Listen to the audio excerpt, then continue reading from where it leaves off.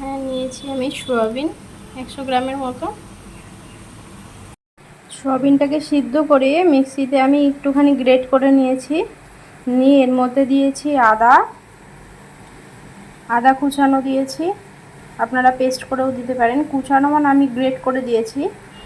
আর দিয়েছি নুন, হলুদ, আর দিয়েছি একটু জিরের গুঁড়ো দিয়ে ভালো করে মেখে নিয়েছি এরকম আঠালো আঠালো করে। এভাবে এবার আমি এটাকে এই যে এইভাবে করে দলা পাকিয়ে এক একটা এরকম আকারের করে নেব। দেখুন এভাবে করে নিয়েছি। দেখুন আমার সবকটা বানানো হয়ে গেছে। আমি বেসন দিয়েছি, বেসন দিয়ে মেখেছি মাখাটা। আপনারা চাইলে ময়দা দিয়েও মাখতে পারেন, তবে ময়দা দিয়ে মাখলে অতটা ভালো লাগে না। তা 2 টেবিল চামচ আমি দিয়েছি ময়দা, বেসন। আপনারা বেসন দিয়ে চাইলে বেসন দিয়ে করবেন, না হলে ময়দা দিয়ে চাইলে ময়দা দিয়ে করতে পারেন। ভেজে নিয়েছি, এইভাবে কেটে আলুটা ভেজে নিয়েছি। তেলটা গরম হয়ে গেছে, আমি এক এক করে ভেজে নেব। আগে আমি অল্প অল্প করে ভাজছি, ভেঙে যেতে পারে বেশি দিলে।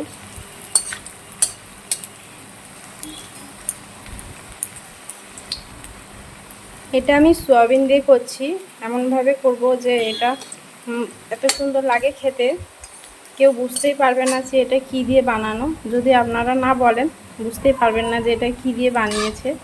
তো এটা আমি কোনো পেঁয়াজ রসুন ব্যবহার করব না, পুরো নিরামিষই করব। এটাকে আমরা একটু লাল লাল করে আগে ভেজে নেব। এটা আপনারা শুধু শুধু খাবেন তাতেও ভালো লাগবে, একটু মচমচে করে ভেজে নিতে হয়।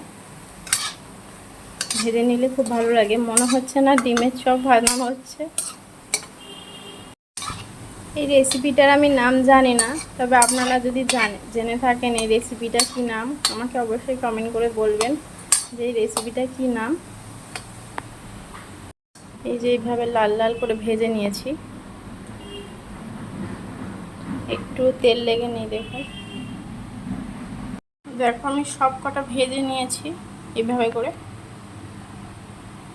মধ্যেই আমি আদা দিয়ে দেবো, আর কেটে রাখা টমেটো দিয়ে দেবো,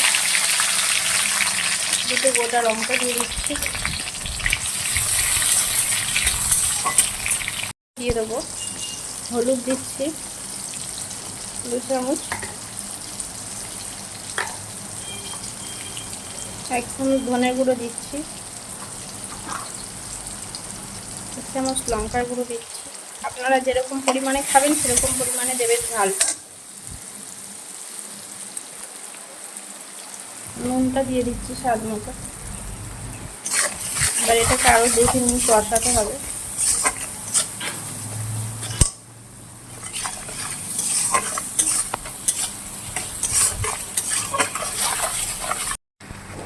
মশলাটা আমার কষানো হয়ে গেছে।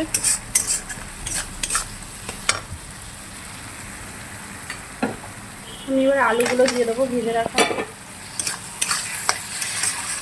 আলুটা দিয়ে একটু কষে নিচ্ছি। এবার আমি জল দিয়ে দিচ্ছি।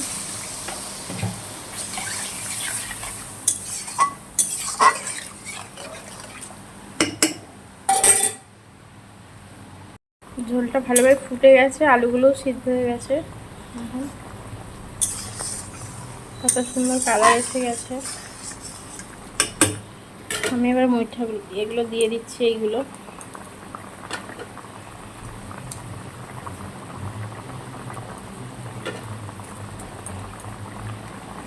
আমি কিন্তু কোনো পেঁয়াজ রসুন দিইনি, পুরোই নিরামিষভাবে রান্না করেছি। নিরামিষ দিনেও এরকম খেলে খুব ভালো লাগবে।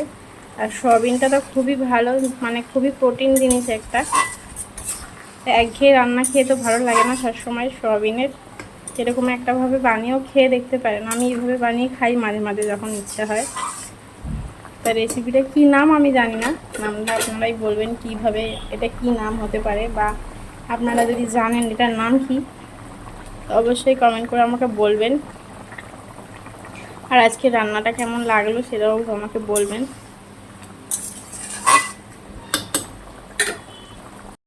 তো আমার এটা হয়ে গেছে দেখো, আর ঝোল টানাবো না। আমি এর মধ্যে একটু ঘি দিয়ে দিচ্ছি। বেশি বেশি ফুটালে এটা আবার ভেঙে যাবে নরম হয়ে গেলে। একটু গরম মশলা দিয়ে দিচ্ছি। দেখো এগুলো একটাও ভেঙে যায়নি, সবই গোটা আছে। এইভাবে রান্না করে দেখতে পারো, খেয়ে আমাকে অবশ্যই কমেন্ট করে জানাবে। এর মধ্যে আমি কোনো কিন্তু পেঁয়াজ রসুন দিইনি। এটা কিন্তু আপনারা নিরামিষ দিনেও রান্না করে খেতে পারেন গরম ভাতের সাথে। তো অবশ্যই আমাকে জানাবে কি কেমন লাগলো, আর এই রেসিপিটির নাম কি সেটাও আমাকে জানাবেন।